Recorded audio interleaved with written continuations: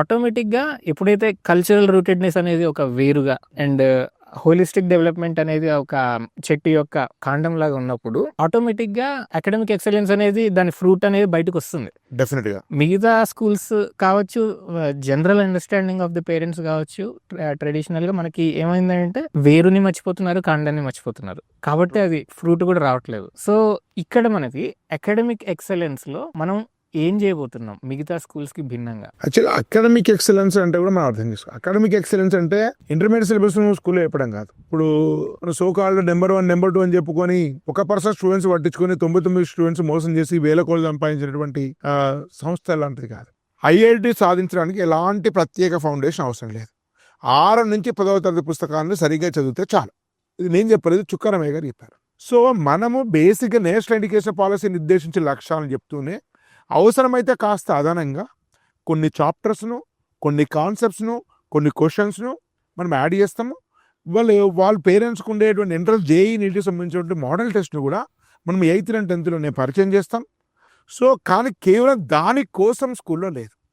మనం నార్మల్గా 8th క్లాస్లో సెగ్మెంటేషన్ చేస్తాం. సెగ్మెంటేషన్ అంటే 8th క్లాస్లో స్టూడెంట్స్ను పరీక్షించి పరిశీలించి 3 విధాలుగా స్టూడెంట్ సెగ్మెంట్ చేస్తాం. 3 గొప్పవే, 3 సమానమే అని. ఆ 3 సెగ్మెంట్స్ అంటే మ్యాథమెటికల్ సైన్సెస్ ఇంట్రెస్ట్ ఉంది. ఇప్పుడు నాకు మ్యాథమెటికల్ సైన్స్ ఇంట్రెస్ట్ ఉంది. నా మ్యాథమెటికల్ సైన్స్ ఇంట్రెస్ట్ ఉంటే నేను ఏం చేస్తాను, మ్యాథమెటిక్స్ ఎక్కువ వెయిటేజ్ ఇస్తాను వారంలో, ఫిజిక్స్ కెమిస్ట్రీకి ఎక్కువ వెయిటేజ్ ఇస్తాను, జేఈ ప్యాటర్న్ ప్రిపేర్ చేస్తాను. సో ఈ ప్రాబ్లమ్ సాల్వింగ్, అనలిటికల్, లాజికల్ మీద ఫోకస్ పెడతాను. సో నాకు కాదు, ఇప్పుడు ఇంకొక పర్సన్ ఇలాంటి వాళ్ళకు ఫార్మింగ్ ఇష్టం, నేనేం చేస్తాను, మీ పరిశీలించి మీకు ఒక కరికులం ప్లాన్ చేస్తాను. 9th మీకేం చేస్తాను, బయాలజీకి ఎక్కువ పీరియడ్స్ ఇస్తాను. అంటే అందరికీ అన్నీ ఉంటాయి, ఒక 20% ఎక్స్ట్రా మారుతుంది. ఆ 20% లైఫ్ సైన్స్ సంబంధించి ఇస్తాను.